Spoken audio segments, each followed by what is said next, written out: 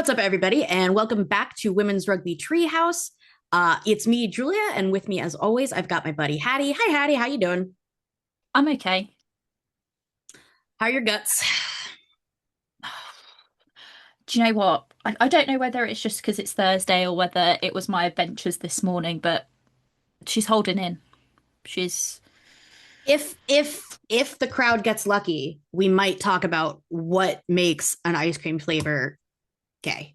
LGBTQ ice cream, which is what everybody tunes in for. But first, just to get the rugby out of the way, what do we have on the docket today? just a load of shite.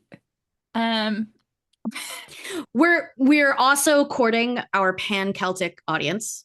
Go mm. on. So we've got a Celtic Challenge recap and look towards the final. We've got some Women's Six Nations thoughts, and then we've got a couple of thoughts on Pack 4 because why would we want to talk about the PWR? Because someone should say anything about Pack 4. It would be great if someone did. So we're going to. The two who know the most. One person who definitely participates in Pack 4. One person who participates, one person who, is there tangentially. We're second and third behind Alice Soper. That's so true. This is a new record for how quickly we've managed to mention Alice Soper on the pod. It's true, actually. And obviously she's super busy, like, saving Kiwi politics, but like when she's not, I'm sure that she is loading up 2-hour episodes of the Women's Rugby Treehouse. Yeah. Yeah. Do we want to start off with Celtic Challenge because it's something that's kind of nice, but eventually became less nice. Became less nice. So good news is the two Welsh teams, which is I am biased, right? We're not on this. I think at this level, at this stage in our coverage of Celtic Challenge, I think nobody thinks that you're Irish. No, that is true. However, I am biased. And I did say on Rap, which is a men's rugby podcast, which you can listen to if you want to. It's on our other channel called Rap. You do forget that at least one of them is editing this. Neither of them are on it. Oh, and I knew that because I definitely do listen to it. Anyway, so on Rap, they asked me for my predict because everybody else is men on Rap. So obviously I speak on behalf of women on that podcast. You are actually the ambassador of women. And by the way, of women 50% of the planet. And women in Wales, of all women. Yeah. So I said my sort of hope, prediction, whatever, was that I would like both teams to make the playoffs, be like mid-table, third and fourth. I predicted that the Irish teams would be first and second. I said there might be a period where one of the teams battles for second. And not to toot my own horn, but I was bang on. You were, and I'm going to take the toot away because it wasn't hard. No, although I do. That was very easy to predict, other than the Clovers making the finals. Which, okay, yeah. Are you sure? Okay. Yeah. I have to be honest. I thought I was going to be really wrong at first because Brython for the first half of the season were bad, but then we turned it around and we won 5 games in a row. What a win! Yeah, and we've talked about it like as the wins have come and everything, and I wish that there was somebody who cared enough to do any sort of retrospective at any point, honestly, in any women's competition, but certainly for this one, because like WRU might actually learn something about what worked and possibly even apply it so that next time they didn't have the first half of terrible. But we know that they're not learning because we have this complaint. We had this complaint about Gwalia's early success as well, of just like, cool, can you figure out how to sustain it? And the answer has always been no. We always have Gwalia do really well in the first half of the season and then Brython get their wins right at the end. What we kind of saw this time around is like it was literally like 50-50. Yes. And the same problems we had this year were the same problems I complained about last year, were the same problems I complained about the year before, which is that one, you have PWR players going in and out, and in this case, Gwalia had them for the first half, Brython had Yep. them more for the second half. You had a lack of leadership in Brython. I Hmm. talked about it last year where I said that Natalia John, my new bestie, who now follows me on the socials, Friend of love the pod. her, love her dearly. Last year, her captaincy was very much giving teacher, which is Which, her style of leadership, but it wasn't working. It yeah. clearly wasn't working because she wasn't picked to be captain this year. Gwen Crabb was, but Gwen Crabb ended up missing the first half of this first like 3 games of the season due to injury, and then it took her a couple of games to settle in. And then she was captain, and you could see that she had the leadership. But you can't have one player being a leader on a team. You do need several other players to back them up, and they just didn't have that. It wasn't until the back half of the season where Courtney Keat came in that you had more leadership in the backs. I mean, and and you're right. And it almost becomes more frustrating because then I want to say in response to all of this, but I genuinely don't know if it's a response. But then we see at the national team level, sometimes they have 3 captains, sometimes they have 2 captains. They never only have 1 captain, not for Wales. We've only got one this time. But not on purpose. Yeah, that's Not true. what they wanted. And I do, you know what, because it's my own podcast, I always get to take out my own personal grievances. This was a very free opportunity for you to give it back to Kira, but it's fine. Whatever, it's fine. I'm all about Captain Kate. Oh, that's fine. No, I mean a second Oh to yeah, give the yeah. second. Give her Yeah, like the VC option. right. And here's the thing: and actually, friend of the pod, other Potter Harley has pointed this out, but like also the problem with the current captain setup is that they play the same position. So right, and so should anything happen, one of them goes off, the other one will have to do their job and then also be the cap, whatever. You give it to Kira, who often plays 80 minutes, not always, but often, whatever. Yeah. It's clearly not in the cards. I only bring that up because we also got some more insight. Inadvertently, we had to infer it ourselves, but we got it. And we do know that Sean Lynn is heavily involved with the Celtic Challenge teams, which is awesome. Which Um, we will and say, by the way, we would also we love have to this from report. multiple instances. This isn't like us Yes, going off one thing of that's him. been said. Like Oh this no, has no, been this is like him. Yeah, we've has had been like he's mentioned it in like 4 or 5 3 interviews now. Yeah, things now. And yeah. also when Sean met him, he confirmed it then as well. Oh yes, when Sean met Sean, yes, Yeah. yes, he did confirm it, which is great, and also like because Sean has run into him so many times, and also now how we've heard him comment on it, like we know that he's been involved. That's great. I will go out on a limb and speak for all 3 of us when I say that like we expected he would always be hands on. That was never a concern. We knew that he'd be interested in what's coming down the pike. I do wish that we knew the same for the other 2 teams because I don't want it to sound like we are just like 2 former Wales podcasters who now talk about the whole Celtic Challenge, which is true, but not how we are. We do No. pay plenty of attention to the other 4 And teams. and I think the thing is like with the 2 Irish teams, whenever you dig into it, They're so intrinsically linked with the senior the, team. they're so intrinsically linked. But the other thing is that you dig into it, and whenever the IRFU actually comment on it, the things that you hear is like, well, we're going up to 4 teams and we're going to be the 4 provinces. And it's like, well, you do realize you'd have to pass that by the other 2 unions who are not going to agree Right. to I that. mean, I mean, not at all. And you're so right. And I mean, I it's the wasn't thing going to is, go that route, but you're absolutely right. They do constantly talk like they run it. Scotland doesn't talk much at all. Scotland, and I don't want to take away from it because yes, SRU doesn't talk about the Celtic Challenge that much, but both Edinburgh and Glasgow as they're very clubs much have really taken it upon themselves. so that I think the thing is sometimes Wales, like the WRU does stuff, and you're like, you're Why? delusional and you've not thought this But through, why? right? And this Yeah. goes for everything the WRU does, right? This is like the men's team. This is like the 4 men's pro regions where they're like, I we're was going I to was going drop to to say 3 this without is talking to anyone unfortunately about it. this is Um, unfortunate. I was just going to say this is unfortunately mirrored in things that even if you are only a men's fan and you are only coming to women's now, that you will be able to see mirrored because, like, yep, WRU is always like that. Turns yeah, out, but things like the IRFU are doing the same thing by being like, we're having four, and it's like, yeah, but it's the three Well, unions together, so they'd have to agree to it.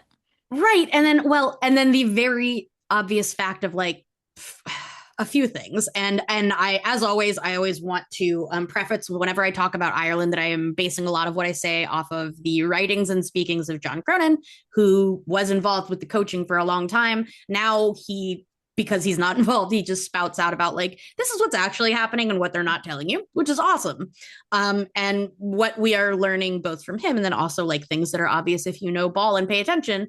Um, who's going to play on those four teams? What There are you are, talking about? Your playing population is not that big.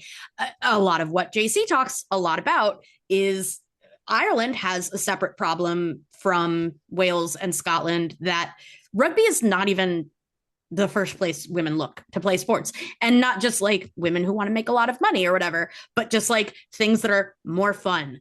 All of your friends are there. It's easier to get to because we more don't make you accessible. centrally locate to Dublin. There are a lot of reasons why GAA completely stomps it. And, you know, not to zoom out too much because we could go on about this, but like I see a parallel actually to Australia. These are two places that are complaining about their drainage of rugby players and then don't give them somewhere to go, or you have to go overseas.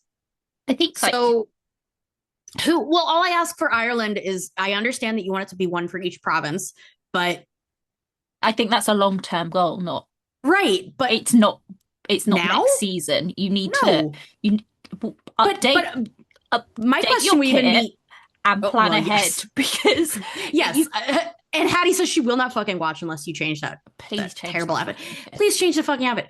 Um but no, truly, like I don't say this tongue in cheek. Like, what are you talking about? Who's you are you telling me that you Are have you are they gonna let's have say like a let's say like quadruple 30 header? let's say like 35 player roster. Are you saying that you have 140 players ready now? I don't think you do. Um, I don't know. I don't whatever. It's It's gonna fall into fan. I'm gonna fall into fan speak and like start talking like we're, you know, barbs like trading barbs on Twitter. But like you can't even field a whole senior team without half of your sevens team. Calm down. I think as well, before people kind of say like, oh well, they played the Interpros. Yeah, the Interpros are played at a completely different time of year to the AIL. And what has been happening over the last couple of years is that the Celtic Challenge is basically draining the AIL. So the Yep. AIL doesn't have enough players, and Yep. like there isn't enough. And on top of that, can I just say, when you look at like how the IRFU has handled the Celtic Challenge, especially this year, which is it's been double headers all across the country instead of holding Clovers games in Right. the two Clovers provinces and holding Wolfhounds ones in those two. Like And then one, and you by the way, and then can't, wondering why it didn't work. But yeah, wondering why it doesn't work, wondering why people, apart from like friends and family, aren't attending. Um, that's why, because you've had 3 years and you've not built a fan base. I was just gonna say, but what I really want to like stress to listeners, especially people who are casual or not at all watchers but are still curious about this, if it sounds to you like the IRFU is doing what they often do at the national level for both the men's and the women's and talking about things that aren't really feasible, yes, that is this, in my opinion, because like I really resent IRFU for giving casual or like new fans the impression that they are just being held back by the world rugby structure, by not world rugby the thing, but the global rugby structure is just keeping them back, which is a common Irish refrain. um but when you look at it, and this is what people who are actually involved in it say, is just that like it's not there, like it's not there, or we would get past the quarterfinal for the men's. uh all of these things that you say that you are and that you say you can do, no one is stopping you. So It, do it. But you it would. can't. There are some like really, really small things that would change a lot um, for both of those teams, and they're just unwilling to do it, which I think sucks. If we quickly move on to Scotland Yeah. Yeah. before we just rant and ramble about Ireland, which we've just really Which done. isn't helpful, I know. No, it's not helpful, but it is how we feel, and like we rant because we care. We rant because we care, and because they deserve better, and because like truly, especially when you talk about any Celtic nation or really just any of the home nations at all, like it is true, and it will probably always be true that at least in some way that is the access of global rugby. Like yes, I don't I'm American, I don't love it, I don't love that it will always be like you think of Ireland, you think of like one of the best in rugby. That is sometimes true, and sometimes you just got to keep it this year. You just got to hold on to that because you're still Ireland. Yeah. But I feel like it gives IRFU a chance to write things off as just like, well, that thing we proposed didn't work. Or like, well, we just scrapped that whole program, which they do, which they did with their sevens program. Since we are a duo and trio when we have Sean that is so willing and to do so like very verbosely rip into the WRU, I just really not happy with IRFU. And I think I've been thinking more about it because we're going into Six Nations time, and I just saw their squad. Okay, and the squad reminded me a lot of the same complaints that we have about the Celtic Challenge, which is just like, yeah, you are the champions again because it's half your senior team, and your senior team is half your sevens team, Mhm. and you're telling me that you can do 4 provinces. Become real, please. Bolster AIL. People want a strong AIL the same way that the Welsh people want a strong And domestic league that isn't coming. and the thing is, the AIO is probably like the most developed out of the three That's what I'm saying. countries It as it is. is. But it makes you really frustrated when you look at SRU, who like they don't have a ton to work with. Their domestic program started pretty far behind, but like they're really putting in the work. Yeah, It's not super competitive. It's not a place people go, but they're trying. yeah. I think with Scotland, the two Scottish teams in the Celtic Challenge, I stand behind it that I think what they did by having Glasgow and Edinburgh was the best idea because you've got Yeah, built-in we. fan bases, you've got I was. their I was kit gonna say like changes every year. Like, we knee jerk wanted to rebel against it because like you don't want as women's rugby fans you don't want to admit sometimes when it's like yeah sometimes we use the men's infrastructure but like yeah it, sometimes we it do sorry yeah, it's using what they've got to the best of their like advantage. right And in this but it case, worked it's but worked. it worked However, I do think what has happened because um, the two Welsh teams are very, very centralised. The Irish teams are, have no division essentially. Um, that there's a lot of control, whereas I don't think there's a lot of control yeah from the SIU with the two Scottish teams, and I think that's where they definitely falter. And I think with the Scottish side, they're the ones that are really, really holding on to this is a development competition. yes This is what absolutely it it is, is and which it is and really it funny when you know rugby history because Scotland were like the last bastions exactly of amateurism and everything else. So it is quite funny to me that they keep and saying, it is and you're absolutely right and also they invented sevens like they have been traditionally innovative in rugby this has apart for from professionalism, apart which from apparently professionalism includes women's rugby now. which has evaded them Yeah. Yeah, i but I mean in I men's guess it rugby. does oh yeah Yeah. I mean I guess I've just always felt like they're coming from so far behind but like But so they're is Wales. Yeah, but like when you look at the Scottish program, they start like women's rugby started in Scotland before rugby started in Yep. Ireland. So like, Yep. is it really that far behind, or is it just bad investment? It's bad investment or Oh, by non-investment. far behind. I didn't mean, you're right. I should have worded that differently because they are only far behind in professionalism.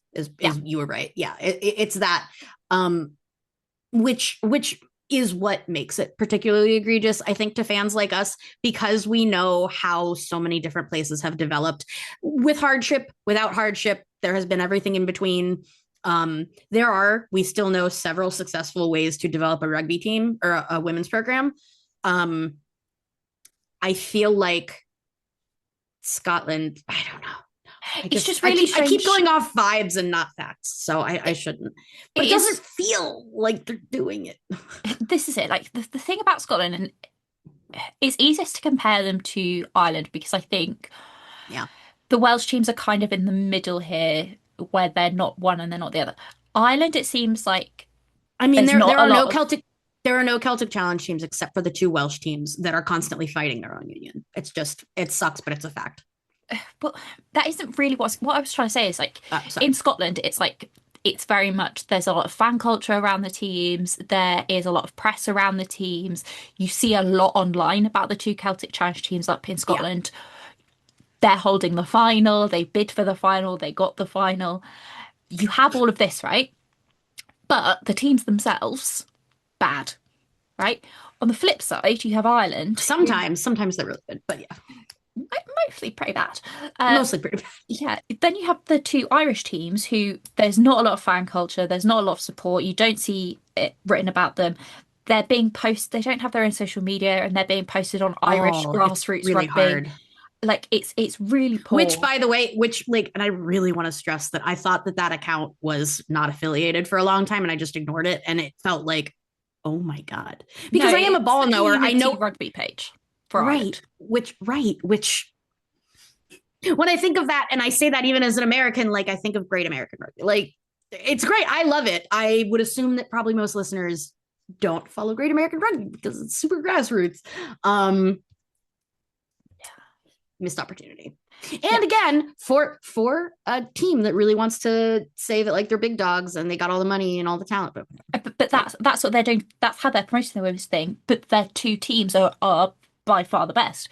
yes, Wales is kind of in the middle where like they have their own identity, they've got a fan culture, mm-hmm. they're kind of posted about there's all of that going on and the teams are kind of middling, so they're kind of existing in the Yeah. middle.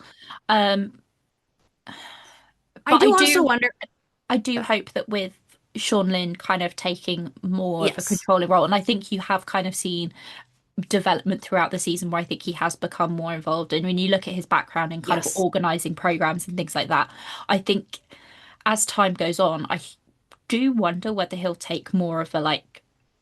So Warren Gatland in the men's mm-hmm. game, he always wanted to be more of like, yes, he was the men's team national head coach, right? But he always wanted to be more of that like director of rugby. So he had Director of control. athletics. Yep, Yeah, yep, so yep. he had control over the That's four exactly what I men's was pro thinking. regions. And I feel like Sean Lynn is kind of developing into that in the women's I game. was just gonna say, and that's great. I was thinking about exactly that. And honestly, first of all, WRU should consider that a really good return on investment because what it looks like is that WRU is on top of it, but I bet you so much it has nothing to do with It's WRU. just He it's he just would have Sean done Lynn. it anyway. He would have done it. He's Exactly. He would have done it anyway. not gonna And lie, that's he's the thing. kind of doing what Belinda Moore was supposed to do. Yes. I don't feel bad for saying that. And Belinda Moore, she was brought in for the right reason, and she does have one very like worthwhile accolade under her belt, and that I still think the rebranding of PWR was fantastic. I think what she did with that was great. Unfortunately, and now that we can kind of post-mortem that whole thing, it wasn't necessarily wrong person for the right job. It was just that like that wasn't time for it. Maybe if we had done this, what Sean is doing, and then brought her, that could have been even more successful. But I do really want to stress that, like, of the three Celtic nations, I would say it feels now with Sean in like maybe the Welsh teams have the most direction in one person though. It's just In one one person. person. We also have the complaint. I mean, whatever. This is going back to unfortunately making us sound like a Wales cast. But we, Sean Lynn is only one person. Ashley Beck is only one person. Kat Nicholas is only one person. Like, and then that's a different conversation about where they are being failed. Well, do you know what? That does bring into our next topic. Yes, please. All right. So interestingly, for what I think Squid Rugby said it was like the first time ever, Wales women have a head coach, an attack coach, a forwards coach, and a And a defense coach. scrum coach. No, he's defense coach. Oh, okay. Salvin is? No, he's forwards coach. Salvin is forwards coach. What? Tyrone Holmes I is defense understand. coach. What is forwards and the defense coach are the same thing? I know, but and now because anybody who doesn't know ball will come for me. I am old.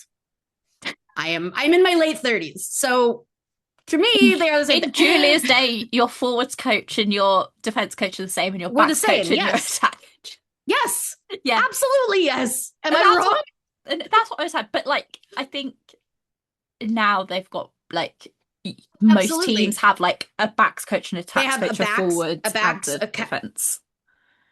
I mean, and you know what?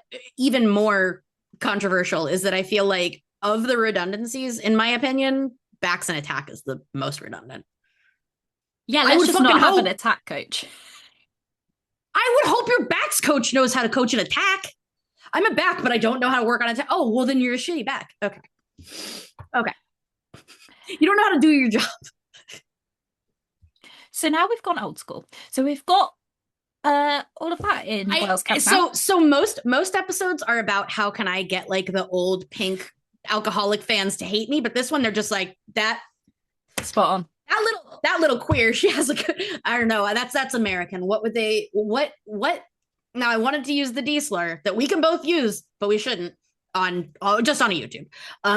I was gonna use the D slur, but like, what can we go? Like, what's the next worst thing that British people would say? And they're like trying to hint that like that little lesbian. Oh, they would just call One. you a lesbo. Oh, okay, that little lesbo. She's got some good ideas. I don't like the sound of her voice. No. That will always persist. Yeah. So anyway, Ashley Beck from Breath on Thunder is in as attack coach. Mm. I've said before, I think on this very podcast, that I don't think he's a good head coach, but I think he's a good attack coach.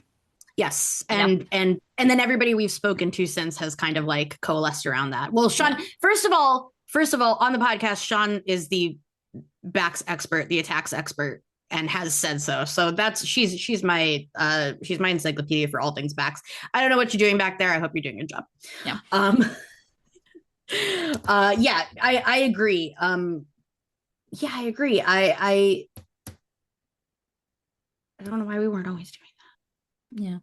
Um, Steve Salvin from Exeter Chiefs is in as forwards coach, and as you said in our little private group chat the other day, if he can coach them to be like Hope Rogers, fine. If he can give me the Hope Rogers, Emily Tutosi, Dalika Menon front three, We've got a strong front three that's what I'm and saying. a second strong front three. Like, It's not that bad.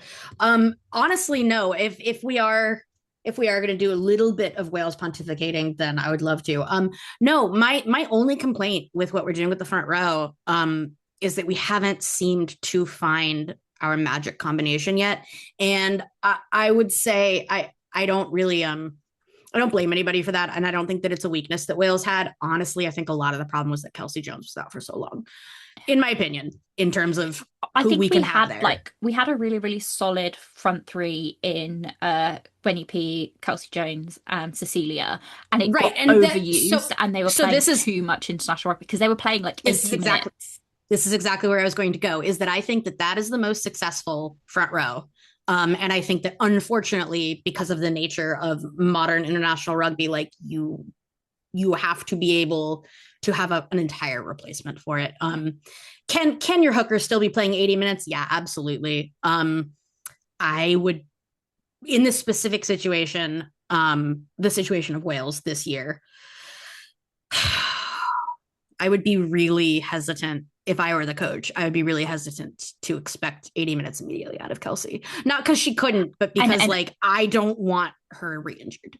And we don't. It's the same with Cecilia Tuipulotu. I don't think you can expect any more than like 50 out of her. Even right, Wenny P as not, well. I don't think you can. I was going to expect say, and not if you're so. You especially can't. And here's why I feel comfortable critiquing it, because like one of the first things you know if you are a consummate scrum coach or a consummate forwards coach is that like you know that you can't expect 80 out of all three of your front row. And you have to be able to mix and match, and injuries are very prevalent and you have to take them seriously. All of those things are kind of known quantities. and I personally have felt like it hasn't been addressed like several competitions now. It certainly wasn't last Six Nations at all, and I understand that there were injury problems, sure, but you have to use them strategically, and you have to have more options than just the one. And so I'm really curious. I think As we mentioned, that there are how many new names in this one? You did the in and out, actually. I just didn't count, but it's a yeah, lot. It's going to be a lot this Six Nations. I've got a really sad spreadsheet. Hang on. I don't have it open. I didn't think I'd need Oh it. no, it's fine. No, you didn't need to. All I meant was that like it was a larger number than you sometimes see in squads. It's definitely a larger number than you'd see in, say, a It's loads. Scotland squad. So we've got 9 uncapped players, 5 Right. of which are Nine in. nine for a 35-person squad is substantial. I think we're on 30. Oh, it's 38. Like, You're right. yeah, it's like, It's 38. yeah, we've got 38 I players. forgot about the reserves. Yeah. Yeah, 9 of which are uncapped. 2 are props. Alan Jones and Stella Orin. Big up Stella. And then Georgia Iono. And then we've also got Kendall Wardby, who can play back row, but she can also play at hooker. Mm-hmm. Yeah. Yeah, I was just gonna say, which I I know couldn't that she remember can whether it also. was prop or hooker. Hooker. Yeah. Yeah. Yeah. So really we've got 3 new front row options. Yep. You've then got Cecilia Tuipulotu, she didn't play in the last Six Nations, she's back. We've got Catherine Baverstock, who didn't play in the last Six Nations, she's in. Like, there's a lot of experience and there's also a lot of fresh talent in there. So Which I, is exciting and it's young. And I was watching the chatter today because people are still kind of dissecting it and talking about it today, even though I think it was announced yesterday, but whatever. yeah, Yeah, still dissecting it today. And honestly, like I've seen some of the most positive conversations I've seen out of Welsh fans, which is very hard to find. But I really hope that WRU takes this lesson because everybody's actually excited. Nobody cares that they're young. Like, yes, they're yeah. young, but like, fine, Like throw them when out. you, the thing is, England would, England I would. looked at like who is in and out of the Mm, World Cup squad, which was a lot smaller, and then this new mm, squad. When you so like Rosie Carr, Abby Constable are out in the front row, and from mm. last year's Six Nations, which I'm not surprised about. I haven't seen either of them really play a lot. Um, No, nor in Celtic Challenge. yeah, Gwennon Hopkins is out. She's had concussion issues. She's been playing Celtic I'm Challenge, but she's been having issues. Yeah. Abby Fleming, she is out again. She hasn't played that much for Quins. I She's think played off the she's bench yeah, for Gwalia. yeah. Meg Davis has barely played for Gloucester Hartpury. Fionn Lewis, we all know about. Meg left Gloucester Hartbury, Did I she? think. I think so. Well, we haven't seen her. Yeah, she definitely hasn't been playing recently. Fionn Um, Lewis, we all know. right. Robin Wilkins And retired. Kath Richards, to be fair, is one of the ones who was left out, who I I think was a bit surprising. baffling, baffling. Um, I expected that I was going to find that it was an injury I didn't track, but I haven't heard anything, which is no, she played at the insane. weekend, I think. Right. And we also don't know where Courtney Greenway is. I think I she's would assume that she has GB7's duty. yeah. It's the only thing that makes sense. There's no way. And Um, then big news. No, I get to say it. We have Alicia Joyce back. no, I'm still going through my list of people Oh, who aren't in. Karen I Lake thought she was. retired. Oh, Hannah Bluck is not picked. Jenny Heskett's not picked. And then Nell Metcalf and Alex Calendar are both injured. Jenny Hesketh is on GB7's duty, but yeah, Well, that would be why she's not in the team. yeah, she's on the circuit. But Alicia Joyce is back. Alicia Joyce is back. Played her first match back, and Sean made a nice, cute little video. If you feel so inclined to go find it, it'll make you feel nice. We are excited. She looks like the same Alicia we know, which Yeah. is fantastic. No, I mean, She not only was she back, she was playing open side. which you were very excited about. I was very excited about. So actually, that's a great because this is one thing that like I know at a basic level, but I don't know from doing it. Is there really a major difference between playing the two? Yes. Yeah. And Um, so that's so as a front rower, we also say this for tight head versus loose head. Like, yeah, honestly, yeah. yeah, like at scrum time, it's not a massive difference. It's just Right. because you're That was swapping what it that was anyway. to be honest, that was what I was wondering, but it actually matters elsewhere. So Yeah, I'm but curious what it it's is for the open play. main difference is coming off the scrum because I would say if you're playing Length blindside, of time. yeah, Yeah. like if you're playing blindside, you're more, to be honest, if you're playing blindside, you tend to be pushing more than if you're playing open side I was gonna because say open side, you're more exposed. yeah, because open side you're yes, you're attached, but you're more thinking, I need to be the first person. I was gonna say you're Especially already thinking about if it's detaching. yeah, if it's defensive, like you need to be the first person off. So Right. that is different. In terms of open play, that's more of a Yeah. like, how does your back three line up? So like Mm. traditionally, like yeah, your six is probably going to be more involved in the line out and is going to be more of a tackler, whereas your seven is more of a jackler. And then your eight is more of a Which is carrier. very cool, but also I don't really understand the science behind why. I get it, and I definitely understand it for planning forwards play. I just don't get why it couldn't be opposite. Like, why not? Like it can be like Yeah.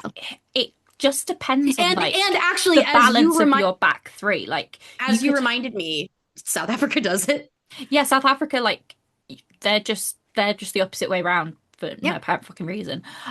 You can have an eight that loves to jackal, you can have a Yeah. seven that loves to like it's more about the balance of your back three. It's just Okay. stereotypically and traditionally your six is Yes. tackling, your seven is jackling, your if you have somebody who is like an out and out seven or an out and out six, it's or an out and out eight, it's Yeah. generally because they have like a talent in one of those A three certain things. skill set. So Yeah. like Dan Lydiate. The reason, like the reason that Alcal ever goes to eight is because she jackals. But like, yeah. But like Alcal goes to eight because she's there. Like Yeah, but it never makes it never sense. really Oh, okay, okay. I works. thought I didn't know if I was gonna sound like very No. dumb, It but to me doesn't it never works. like Alcal should always be playing seven. I love, and so here's the thing. I do, and since we're two forwards, we do get to do this.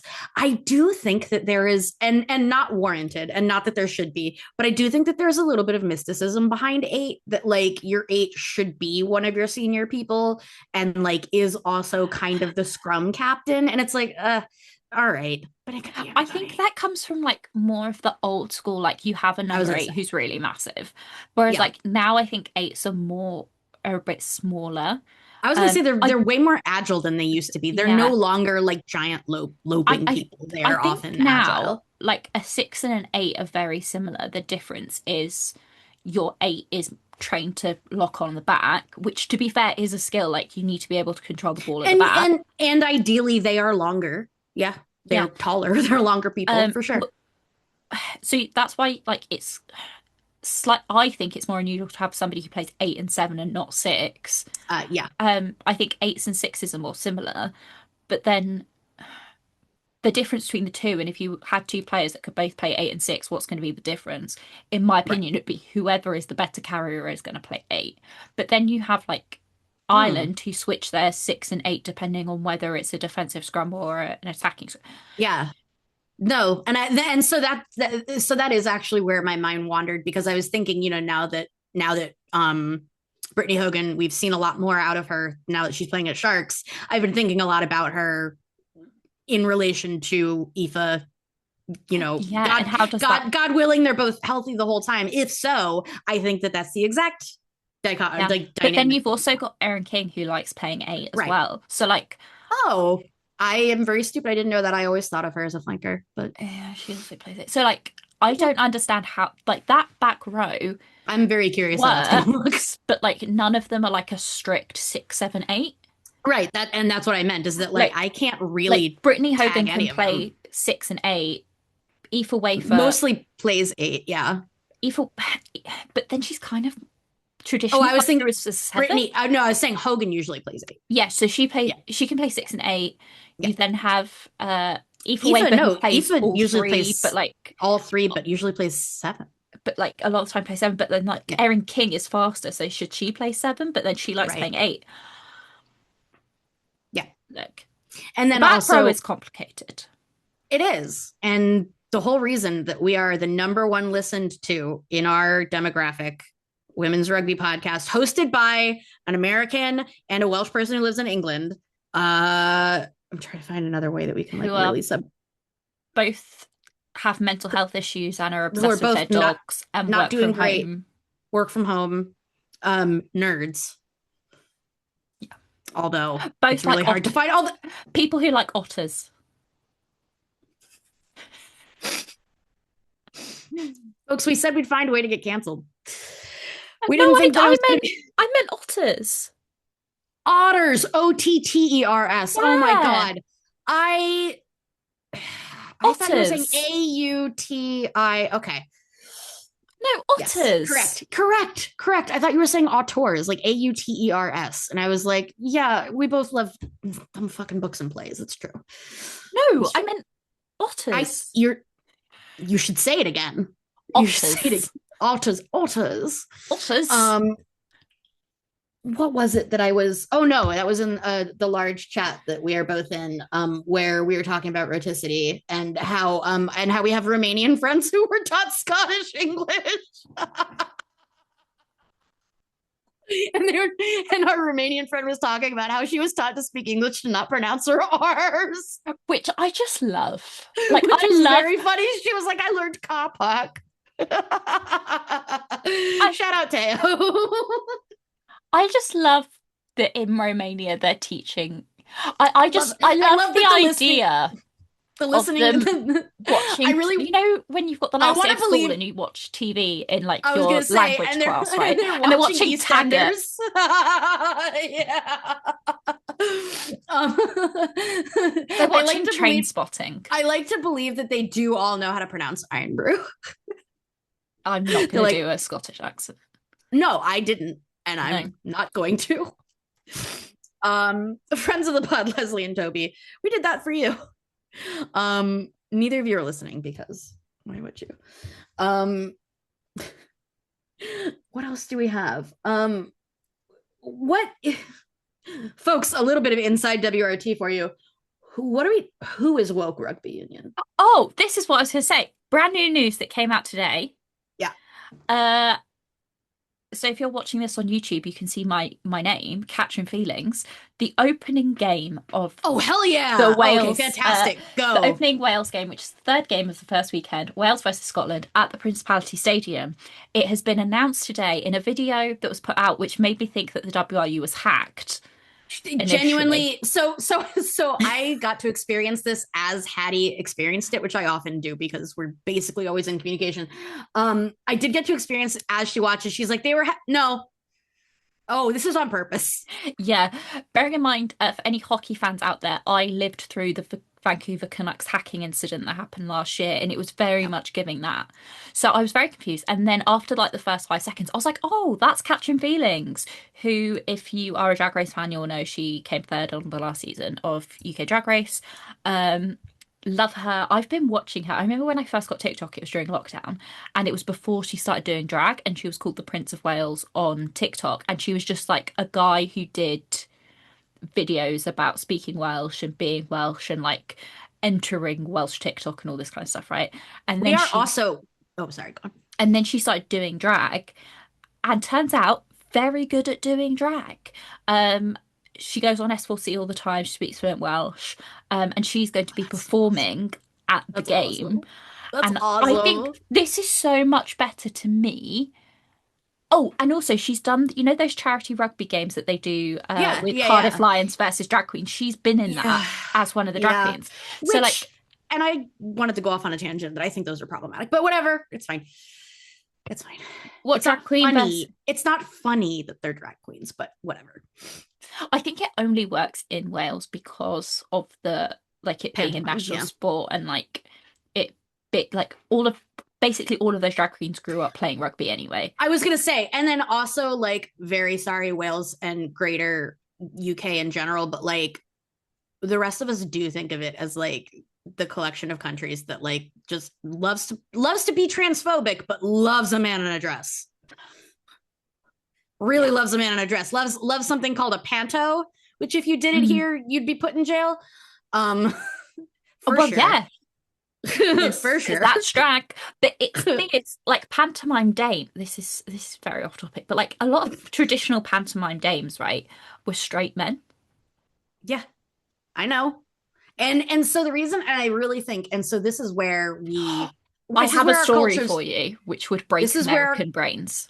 great, great, hold on to it. This is where our American and Welsh slash English cross, um, is that like, unfortunately, and this is just because I'm American, it does smack to me of Powder Puff, which I hope you don't know about, but you No, probably I do because do. yeah, unfortunately you do. So unfortunately, I'm from the era where like not only was it like acceptable, but also like very funny and like everybody really wanted to go. And I remember even then in high school being like, this feels transphobic. Um, it's not funny for Amanda Word. Like, I get it, but whatever. I Anyway, think it, I think that's where like it's culturally different and also like yeah, yeah. situational. Anyway, what I was going to say, when I was in year 6, so I would have been 11, Mm-hmm. I was in my school Christmas play. Yeah, you were. Yeah, We put playing the Quaker in. playing the angel, uh, slash narrator is essentially what I did, right?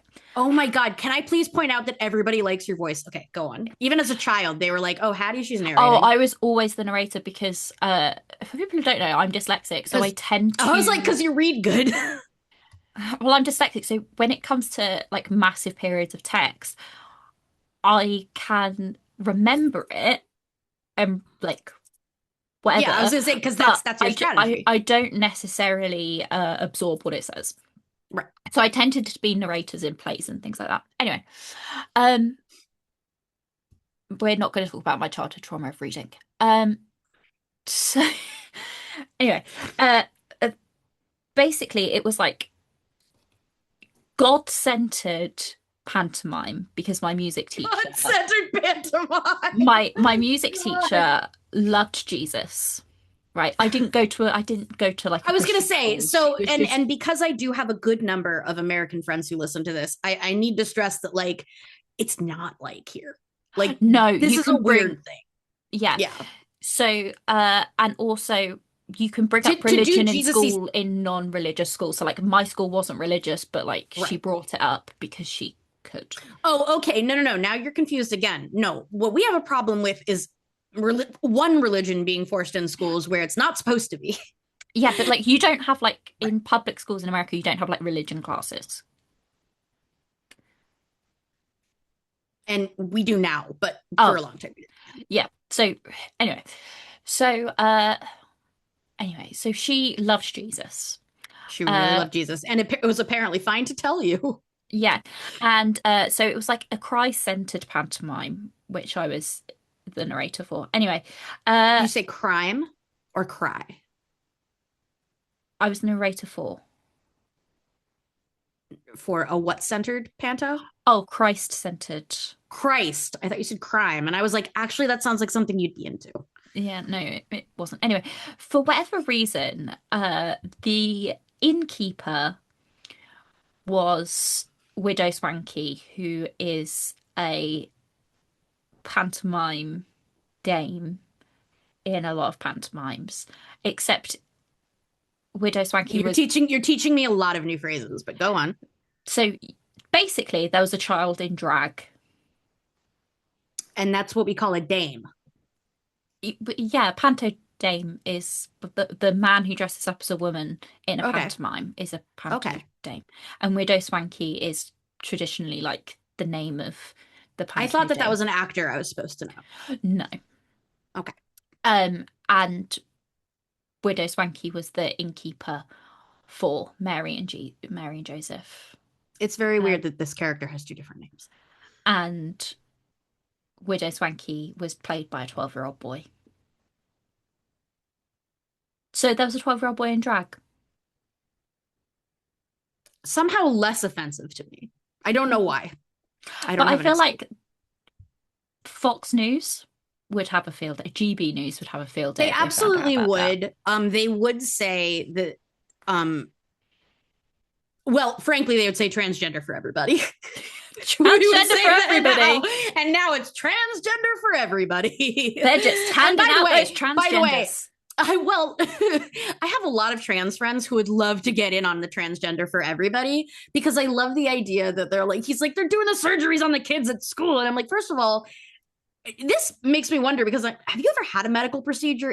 You can't do it Have at you ever school. tried to get a plaster from a Have in you ever, school? yeah, have you ever gone to the school nurse and she does anything other than give you ibuprofen? No. Like, first of all, who's doing the surgery? Second of all, who's paying for it? Because you don't give our schools any money. So who's doing it? Third of all, I just have so many questions. Who's doing the surgeries? Because nobody's said, like, I've been forced to do a bunch of kid gender. Folks, you have entered the gender Schengen Portion. zone, which we always try to do, where we alienate everybody who might be new to the podcast, but everybody who isn't new to the podcast is also already trans. Yeah. If you watch this podcast, you become trans. This is the podcast that transes you.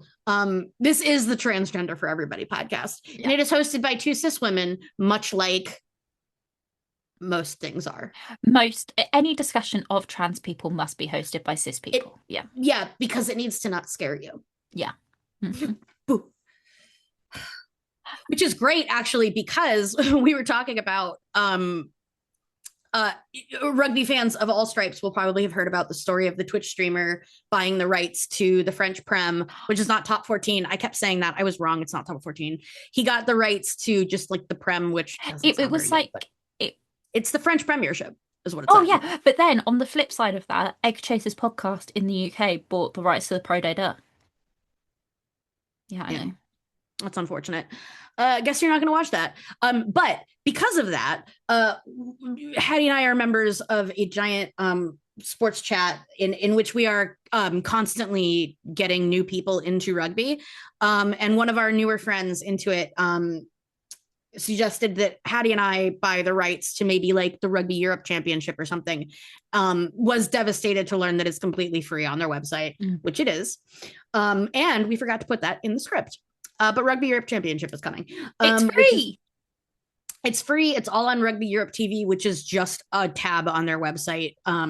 We will probably from one of our socials tweet out a schedule, which is awesome. But they were saying that we should do that and then do our own. And then either you were busy or it just you weren't fast enough or whatever. And beloved friend of the pod who is listening, Lowry, was like, we should do it. And not to blow up your spot, but Lowry is trans. And I was like, oh, that's gonna make everybody mad. We have to do it. So we are coming to Trans Year Rugby. Yeah. And it's gonna be me doing it. Yeah. Yeah. A cis woman. Yeah. A cis woman, the leader of the trans movement. Oh my God. So we're gonna get canceled, but by people I care about canceling me. And to wrap up the Women's Six Nations, I'm going to read off, or do you want to read off the bit that I put in my 4-word script for you? I'm looking at the script, and that was what I was going to ask. Would you like me to do that? Yeah. Great. Hey, anybody who is still around, which will surprise me. Would you like to join a Women's Six Nations Fantasy League run by us? It's just going to be on the regular Women's Six Nations Fantasy app. It's a lot of fun. It's a lot of fun. We're not doing math. Hattie has too many spreadsheets. And I don't know how to use spreadsheets, which is one of my best qualities. My boss was mad. She's trying to teach me how to build smart sheets. And it's not that I'm not able to learn. It's that I don't want to because I want to keep doing the learned helplessness because I don't want to do it. My boss, Kirsten, if you're listening, no, you're not. But if you are, I don't want to learn how to use Smartsheet. Can I say I used to use Smartsheet at work, and it's so powerful, to be fair. It's a great app, and when she builds them, they're really pretty. However, when you have to actually build them, when they're up and running, they're great.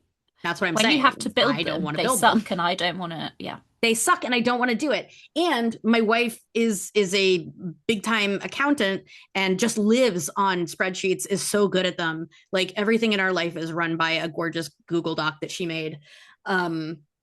And then I am really good at clicking a cell and then deleting everything by accident, and then nothing works anymore. That's my skill. Like Hattie said, I'm not going to do math. However, there is a Women's Six Nations app. It's not good, but it is what we have, and we don't have to build it. It's a lot of fun because half the time people are out of position, so you have to get really creative. And most fun, you're probably going to beat both me and Hattie. Yeah. Which could be fun for you if you're into that. So if you would like that, if you know any of us, any way to get in touch with us, just tell us if you would do it or not, because we don't want to set it up and then nobody come because it would make us feel really bad. Yeah, put it in the comments. So producer Lee can reply to it, not tell us about it. Until 2 days later. And then in a month's time, we'll both check the comments and we'll know. Yeah. And by then, by then it will be Six Nations time, which is fantastic.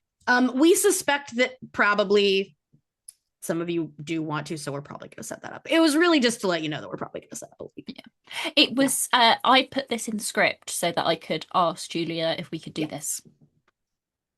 Yeah. We can. Yeah. Yeah, and we have to. And I also really toxically assumed that we were doing it anyway. Sorry, outside of the podcast, we have been, speaking of Romanians, we have been subjected to, and you know what? You don't need to look this up. I really wish they hadn't brought it up, but now I have to because I started the sentence. We've been watching Toxic Studs on TikTok. And if you don't know what that is, don't. But I am learning how to be like the most toxic version of myself. And some of that is assuming that Hattie will say yes to anything that I plan. Because I'm more masculine, and I am, well, no, you're not supposed to say you're the provider, because then they use you. And what's even better is I have nothing to give. And you're married. And I'm married is the big part. But she had suggested, the most toxic stud has suggested that shouldn't stop you. That shouldn't stop you. Which feels well, to me it doesn't like, stop men, so why should it stop a stud? And that is the most fucking toxic. Yep. She's really good at it. I do think that she makes it specifically to make me mad. And it works really well, and it gets engagement. So honestly, like, she just won again because I'm talking about it on my rugby podcast. She's never watched rugby. But we're not attacking her. I'm attacking her. I'm coming for her. No, we're not tagging her. Oh, we're not tagging her. She'll never see this. But I am coming for her because I do want to see if she makes a video, because whenever somebody comes for her, she makes a video. I would really like it if we got some free press. If she were like, now I'm not going to say the slur, but she would call us a slur, and a slur that we would both use. This slur that we both use came for me on her rugby podcast. Maybe she call us a jabberwocky. I just want to see if we could get a bunch of people being like, how could this rugby podcast have made her mad? And what I really like is that now that we have talked about this, again, one of our two producers, who are both straight cis men, will have to, either what will probably happen is they will chat us and say, what does that mean? And then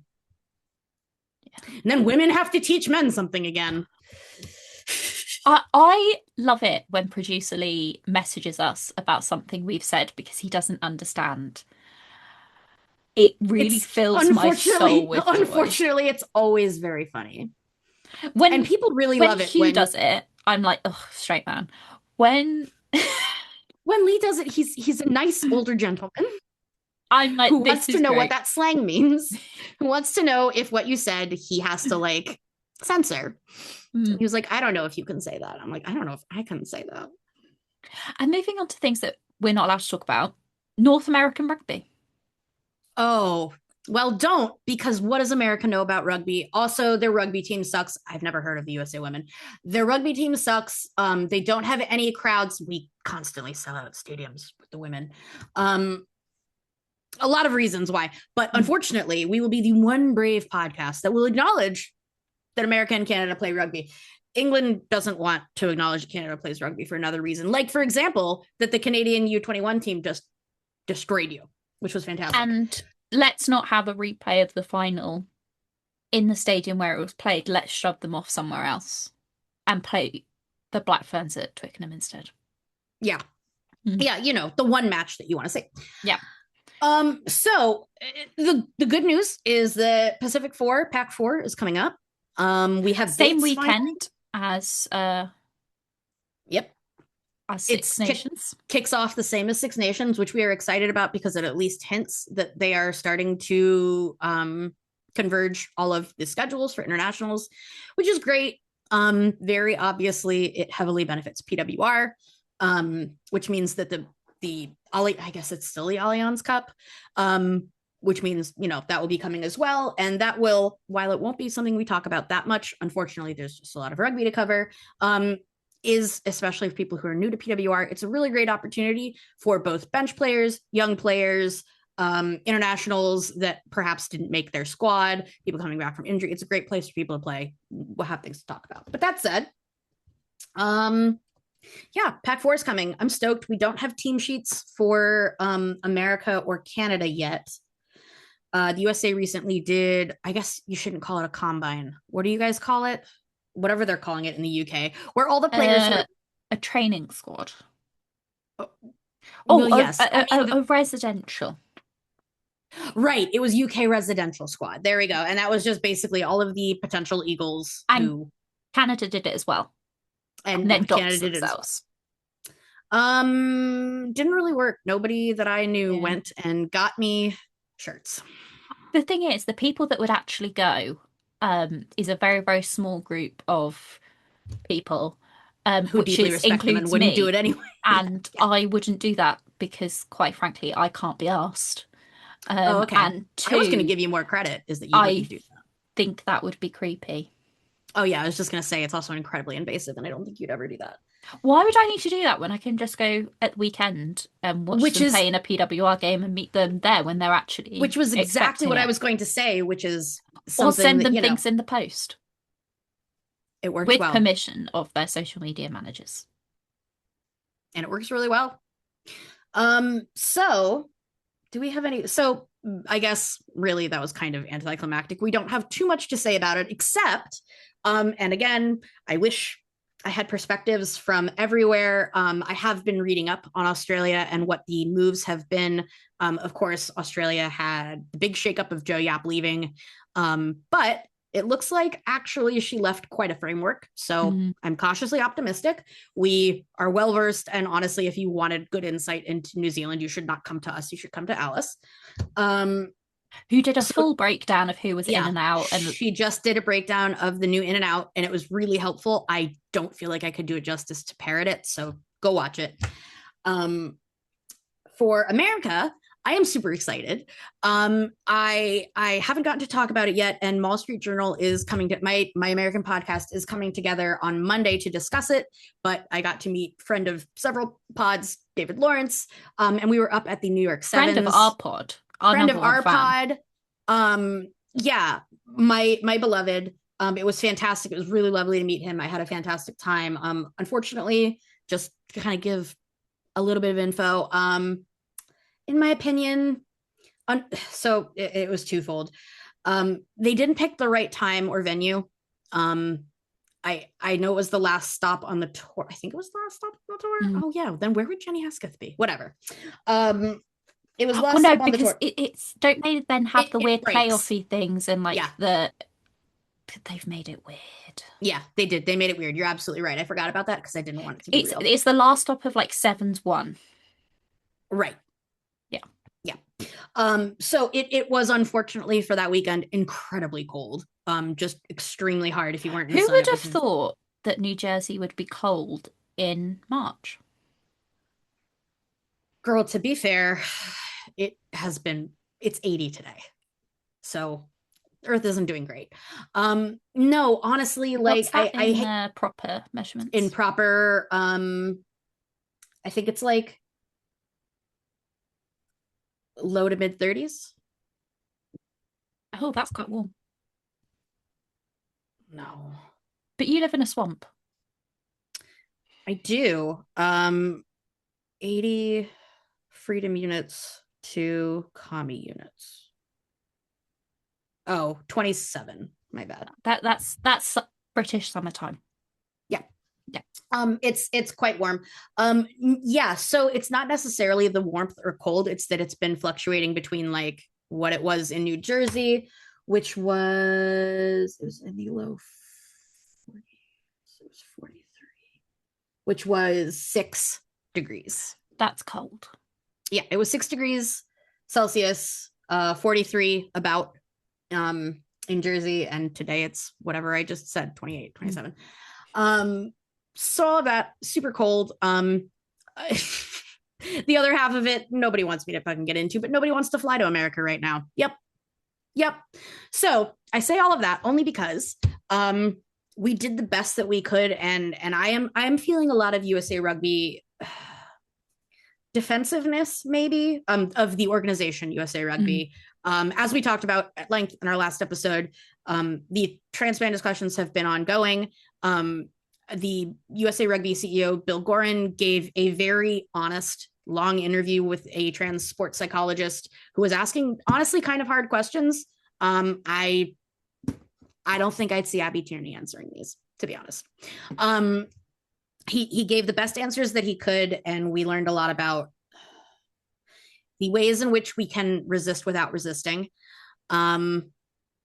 Anyway, I say that because also USA Rugby had to plan our Pac 4 stops. It was fantastic, and it was planned much in advance of the last election that we would have these stops.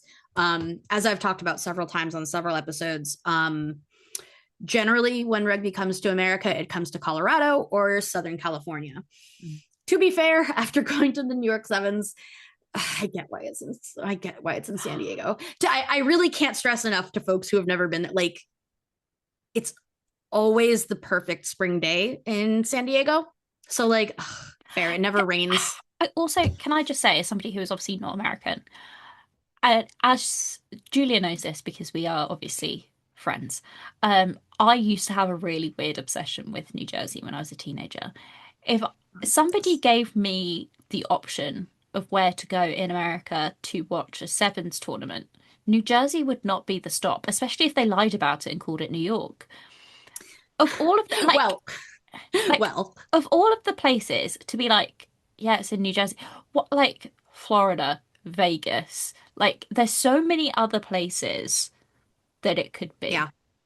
Yeah, and if I am, we did a lot of UK talk earlier. I'm going to do a little bit. If I can be a little bit indulgent, here's what really cheesed me off about this pick. So first of all, And right, can before you start, can I say one oh other yeah, thing? yeah, yeah, I also think that they've obviously so a lot of stadiums in America are ginormous, right? And the stadium was too big for how many people that were yes, there. If they'd it had it was in way too like big. Kansas at Mhm. KP, whatever, which is like built Yep, for a smaller thing, I think it would have been a lot absolutely. better. Absolutely. So, and actually, you're absolutely right. That was part of where I was going to go.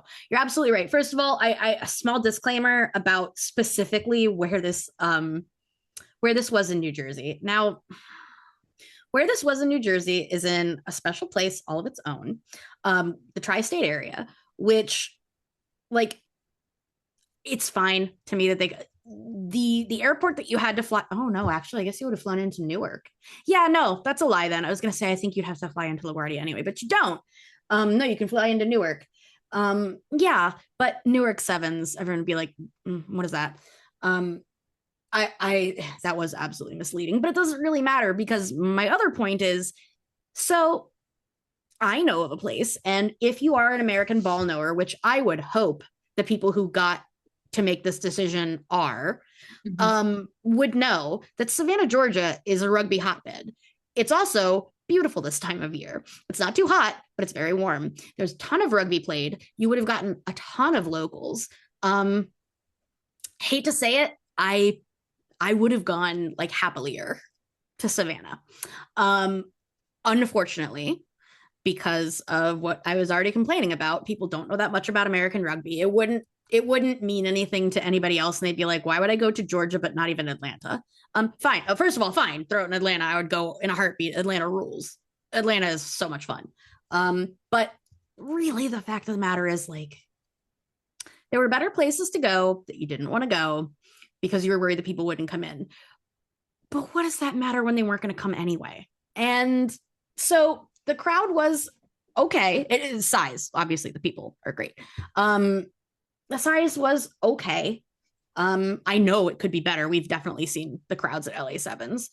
In fact, on the train up, I met several people who were like not who were rugby people, who were not enthusiastic about this event and were like, I fly out to LA every year for it because it's worth it. And they were like, I don't know how this is going to be. Like, it's nice that it's closer, but Yeah, I mean, thing is, there were multiple. I think Caitlin Vahakola was one of them, and there were other mm-hmm. sevens players who were literally saying like, "We're in New York. No, we're not. We're in an industrial estate in the middle of nowhere, and it takes Yep. us half an hour to get anywhere."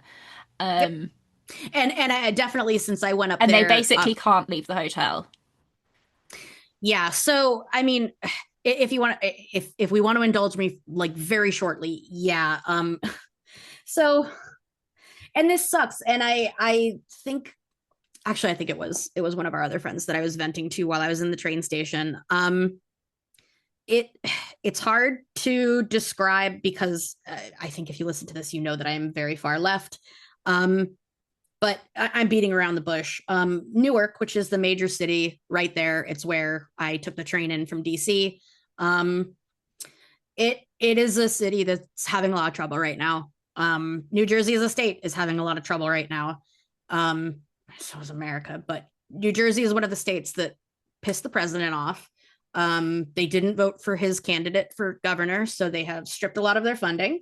And also, New Jersey is coming back from a series of governors who weren't there to govern; they were there to do other things.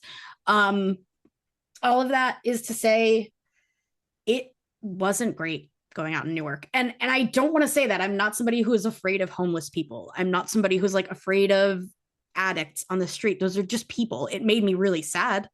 Um, it made me think about other things other than rugby, which isn't anybody's fault. But I say that because if you saw some of your players saying stuff like that, it's a little more nuanced than how it comes off from people who just go who span the world playing rugby. They don't know that much about politics. Um, but especially for somebody like Caitlin, who I know would care if she knew. Mm. Like that sucks. Yeah. And I doubt that any of the players were informed before this, Yeah, and definitely they don't know about nuance. no, and I think like the way Caitlin was saying it was just like Oh our no, no, no, I hotel's in the middle know. of nowhere. Like, yeah, Which like it, which it was. So I mean, my only even remotely negative story from this was unfortunately when I got off the train, I put in one of the two hotels that I had been looking at. It wasn't the hotel that I picked, but this hotel ended up in a really, really bad part of town, and it was nighttime and it was freezing. So yeah, I had a lot of time to think about like what are the players experiencing because these were both places that were right by the stadium. Um, Whatever. I think it could have been done better. And I said all of that as a long, depressing lead up to good things, which is going back to Pack 4. There are going to be two double headers, two women's double headers, not double headers to men. double headers people actually want to watch. Double headers people want to watch in places they want to watch it, which I'm very excited about. And this is a really great example, but one of the locations is correctly touted as Sacramento, California. But what people don't know who can barely find California is one of the like 3 states they can find. But who people who don't know, Sacramento is like 20 minutes from San Francisco. I wish you had just said San Francisco. It's San Francisco and it's a lot of fun. But yeah. Basketball teams, they say they're in San Francisco and they're in Sacramento. So Exactly. And they're in or, San or Jose. just Exactly. or can I just say they could have just said it's NorCal. in the Bay Area. The Bay Area or NorCal, either Yeah. which would work because you think of NorCal and you think like cool. You think like cool tech, Silicon Valley. Yeah, it is. No, which The is a Bay lot of fun. Breakers. The Bay Breakers, absolutely. That would be yeah, in Lodi. Absolutely. The other two are going to be Kansas City, which I'm really glad Hattie mentioned earlier. Kansas City, for folks who don't know or don't follow the NWSL, which is our women's soccer pro league. There is the first purpose-built stadium for women's sports in Kansas City called CPKC. That is where this is going to be. If you followed, was it Pac 4 last year or was it WXV last year? It had to have been Pack Four. It was Pack That we 4. It, yeah that we sold out CPKC, which is huge. The Kansas City Current, who is their team, doesn't always sell out CPKC. And then the other one is Chicago. mm. So these are all places that women's sports fans in America want to go. I'm going to Kansas City because it is the most attractive collection to me, and it's also of those three places the only one that I haven't been to. And also, uh, Captain America, who may or may not be playing, but we can talk about that in a second. Yeah, She's from Kansas City, so when yeah, she goes back, she recharges spiritually, I think. she does. I mean, she's literally said this. Yeah. In fact, when I was looking it up because I was trying to find info on when they were there last time, and I saw an interview with her, and like I mean, that's something that's all the way across rugby. Everybody understands like being really excited to play in front of your family. But I wish that people could understand that for a lot of Americans, and Kate was saying this in this interview, for a lot of American players, some of them have had careers where they have never played in America. Luckily now that almost never happens because between Pac 4 and WXV something happens. But I mean, to have three is incredible. We've Mm. been talking a lot about it in American rugby circles. This is an opportunity where a huge swath of people are going. The only thing that's missing is the East Coast, but I don't Mm. really care. Um, They had sevens. yeah, they had sevens. That's something that we do talk about a lot on my American pod is that there is a chunk of America, and you can see this mirrored in other sociological phenomenon. There is this weird giant corner of America where large events don't come, which is crazy because there's a ton of money there and there's a ton of people there, but it's a certain kind of ton of people. Well, they missed the Southeast again, which I think is a huge shame. Atlanta is there, New Orleans is there. Both are huge rugby pockets, but Huge. huge, huge. And for it was rude to be all tongue in cheek. It's that it's a lot of black people, to be honest. Yeah. So they don't go. Which I think is really rich when they go then say, like, we're gonna go to Newark. I'm like, do you know who's there? So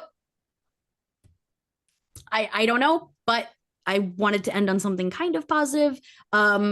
Yeah, I know a few folks who listen to the pod will be at Kansas City, and if you are, please come find me. I was gonna say I'm not hard to find, but I actually am because I'm short. She's Um, really small. And you'd be able also, to there's find me. probably going to be a fair amount of butch lesbians there. So, I like, was gonna say the thing is that don't there's gonna even be stand the out. problem isn't that I'm short, it's that there's going to be a lot of women who look just like me. Yeah, which see, the thing which is, I wanted to say actually that was one of the most fun things about New York Sevens is that it is like it's very recharging and renewing for queer women's rugby players and fans to be around each other, and we don't get to a lot. So because I think that this weekend, I think that the weekend in Kansas City is going to be absolutely incredible I've come to the conclusion that I'm very easy to find at rugby events because people because keep finding you. people keep finding me, and I think that it's a mixture of my hair, I was gonna say which it's is the red currently hair. up. Well, my hair's not red; it's brown, but it's curly. I thought it And was I red. my hair is most definitely brown. Um, and then I'm usually wearing leopard print. Yeah, that'll do it. Mm. And then also, you know what? While people talk about how much everyone hates American rugby, sometimes some of the events that you go to in England have like four people at them. So Yeah, how about that? yeah. No Yeah, one wants to go to Northampton. I'm. I wasn't Although, gonna say it. although Julia knows this because I've told her several I times also now. didn't get to tell you, but I was watching the Loughborough game on the train back from New York Sevens, and so since it was on YouTube, I was in the chat or whatever, and some person that I see on a lot of rugby socials was like slagging off Loughborough for like not having a big crowd or whatever, and I was like, first of all, it's Friday night, dick. Second of all, nobody wants to fucking go to Northampton. Like, shut up. It's not helpful. But Go on. also, that stadium's quite a big stadium. Also, So, like, yes, Sale looks packed. Bristol, when they're at the small stadium, looks packed because it's, it's on purpose. yeah, like, anyway. Um, but I've recently discovered if anybody does go to a game in Northampton, opposite the stadium, there is Yes, a this was Greek important. takeaway. Folks, You need to understand that sometimes this is the best thing that happens in Hattie's Day. I literally have been thinking about, and I can never remember how to pronounce it, a gyros, whatever. You know what I mean? A wrap, it's got some garlic sauce in it, it's got some chips, got some chicken, right? It's the good shit. You know what it It's is. the good shit. Um, I had one because I was really hungry because it was Friday night, and I was like, oh, I'll just go here. And I was like, wow, And it changed your th life. this is life changing. I then thought Yeah. about it all week, and I then think you're still thinking about it. oh yeah, and then I went on the Sunday for the next That's game, right. and I went again Listen, and had it, and it's now been 4 days, and I'm still thinking about it, and I don't get to have another one until May. okay, that's wild. And actually, I have a great way because I think we went through everything. So I think we are doing our wrap up. Great. Then I do have just a fun general announcement. And really, I'm just making this announcement to my friend Hattie because I keep forgetting to tell the story. My wife has soup madness, which is weird because it's spring. But she's always loved pho. Mm. Um, and since we moved back to the area that I'm in now, I say moved back. We never lived here together. I am from this place. It very, very, very large Asian American population here. All of our best restaurants are either Afghan or Korean or Vietnamese. Um, my wife has a few times had pho twice in a day recently. It's not good. And then now, like days that we're not having it, she's like, I'm thinking about pho. That's me It's you and the with, Euro. Yeah. yeah. Yeah. I know. So now that we've been talking about it, I've been thinking a lot about it. And I'm like, first of all, I can't think of any time I've had a food madness. Um, but I can. And it was that living in Australia was my first introduction to butter chicken. Um, just because like, well, and The also remember, worst of all the curries. who the fuck? What? Oh my god. What are the best? Well, I'm getting you canceled. The worst it's one of the I'm best. sorry, Go on. I like a jalfrezi. Okay. Is my Yeah, favorite curry. that's good. Don't mind a balti. All right. And Wouldn't then say no to my local Indian restaurant does a chili tikka masala. okay, that I'm extremely interested in. See, and this is also though, whenever I have this conversation, and I am not discounting people in the UK because obviously, like for a place that isn't India or Pakistan, you have great Indian and Pakistani food. I think Um, butter chicken is just a bit bland to me. oh yeah, absolutely, absolutely it is. It just tastes Um, like, and also very high dairy content. unfortunately, yeah, I didn't think about that. Then yeah, okay, that's fine. I also eat a lot of tikka masala. Um, that chili tikka masala is giving me ideas. It does That sounds really good. blow my head off because you Right. know when you go to an Right. Indian restaurant and they say this is served fairly hot, right? Yeah. And Yeah. you're like, I'm fine. And then you eat it and you're like, wow, I'm And white. wow, I'm not fine. Yes, absolutely. And when this is just like a facet of my like life, I guess, but just because of the way that things happened and like when I was born and like you mind if a little white girl has a little curry? Um I hadn't eaten a ton of Indian or Pakistani food when I was a kid, but we had a British exchange student. Um, and he had what I now know is like probably either like a soccer song or football song or like just something that like racist English people sang. But it was a Vindaloo. song Vindaloo. Yeah. So yeah, yeah. Where and now that I think back and I think that and I was like, you were incredibly racist. Probably. But yeah, so that was my introduction to it. And so for the longest time, like that was what I connected to a curry with, but it doesn't mean the same thing here. And I only learned that like as an early teen, like yeah, when I could start being in control of what I ate. So now and we don't have Vindaloo here that Oh. common. Not maybe it has a different name. But anyway, the only reason I I bring up all of this is because I think our populations are very different. We don't have, so at least in my region, yes, of course, there are lots of Indian immigrants to places. But particularly for me, we have a big Pakistani population. So most of our Indian food is is Pakistani. Pakistani. Yeah. Yeah. So I have come to realize through having so many friends in the UK that I need more curry education. And Yeah, obviously, but the then place that you should go is England. No, it's actually Scotland, to be fair. yeah, Apparently, they're the innovators. anyway, but it's a bit like so obviously like takeaway Chinese food is not very Right, authentic, right? right. In either of our countries, let's just Yeah, get this straight. However, absolutely. one of the main reasons why they're so different is that Chinese populations in America and the Chinese populations in Britain come from different parts of China. Oh, yes. Oh, So like absolutely. And that's not to mention, I mean, first of all, really quickly on your browser, on your computer, wherever you're watching or listening to this, look at a map of China. very It's big. insane. It's insane to me that we ever thought it was just like, yeah, Chinese food, lo mein. No, and then also Taiwan exists, Hong Kong Well, exists. that's it. Like a lot of like Yeah, the first kind of like a Chinese lot of them settlers are in Britain actually are from Hong Kong, yeah. Hong Kong. Yeah, yeah, So exactly. And I mean, yeah, in a broader sense, Mandarin versus Cantonese yeah, in general, very different foods. yeah. Who would have thought such a huge place that We subjugated so many will people? in the UK we will differentiate between like the town I 10 was just minutes gonna down the say, road, I right? was just gonna say that it's But like that's like a Birmingham ale, not a Suffolk ale.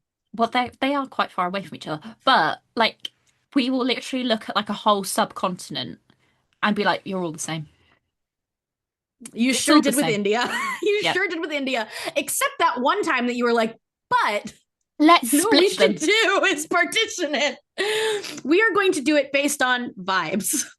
based on vibes and set up a century-long We're war. I was gonna say we're also gonna give them turbo racism. Yeah. Let's have ethno states And based on ethno religion states. And and then I love that they did yeah. that and they were like, that was so successful. You know what we should do? And then like it would be really funny if we were good at editing and if this were like on something other than Zoom and we could like make it really funny. But like for me to jump to the and then what they thought they should do is Israel and then it cuts off. Yeah. Because you did that too. Yeah. And Northern Ireland. But anyway, we're not gonna And here actually I was recently having a conversation with people who were just like well because why are the western states also square and then Oh, here yeah that it looks like well and they were like so the answer is because most of that is desert or mountain and it should all mostly be one but that wouldn't make people happy and everybody had to own a little bit of it and then here it was mostly just that they couldn't stop the various indigenous American groups from killing them. And so they're like, I mean, we're just going to have to keep shuffling you from place to place. England is full of good ideas, so including many. rugby. Including rugby. A ball that doesn't make sense. Which that's split as well.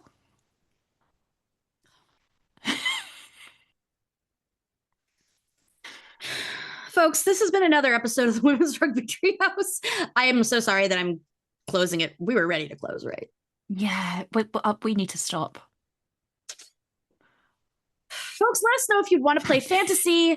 Let us know what your favorite curry is. Let us know your most jingoistic thought about either the UK or America. If you can do both, wow. You might We're want to both in the investigate. northern hemisphere. They can do something with that. Well, don't say it too much or you know what's going to happen. We're going to say that we own you. No, no. Oh, You didn't hear. So Trump's whole thing is that the oh, reason that we with should have Greenland is because it's in our hemisphere. yeah. I thought And that, for a yeah, second I thought you were going to talk about the thing he said earlier about Ireland. he said or I said. No, he said Oh, what did he say about Ireland? something about how the Brits handed it over to America. Oh my God. Somebody come get Grandpa. Folks, if you think America should be voted out of existence by a global population, please leave it in the comments or text it directly to me. That'd be very funny. But other than that, we will be back. We're going to be back more than we have been. Little background, my computer was very bad for a long time, and now it's fantastic. So look out. So if she looks like a Victorian orphan and is very washed out, that's why. I haven't fixed that. I haven't fixed that. I'm not. I'm going to talk to my tech team, which is Hugh. Anyway, thank you so much. Sorry we went a little bit long. I'm not really sorry. We'll probably do it again. If you have any questions or comments, as always, you know how to reach out to us on both socials and here on the comments. As I said, we will be back. We are hoping to at least address kind of the lead up to the international break in both PWR. We are hoping to have some Elite One news. I'm trying to get better at access for that. And also, personal note, or I think, yeah, both of us will be joining the South African friends. We're going to be talking a bit about Super League One. When that comes out, that will be coming out on Bit of an Animals channel. But we're Same excited channel about as that. this. Same channels here on So you're Global already Gainline, subscribed. they are already subscribed. It will be coming to you if you subscribe to Global Gainline. So if you don't, please do. Keep an eye out for us there. We're excited to talk about Super League One, which is the women's pro league. A lot of women's stuff coming up. I definitely hope that we're gonna definitely have at least one more episode before I go to Kansas City. And otherwise, let us know if there's anything that we should be covering. But until then, thank you so much for joining us.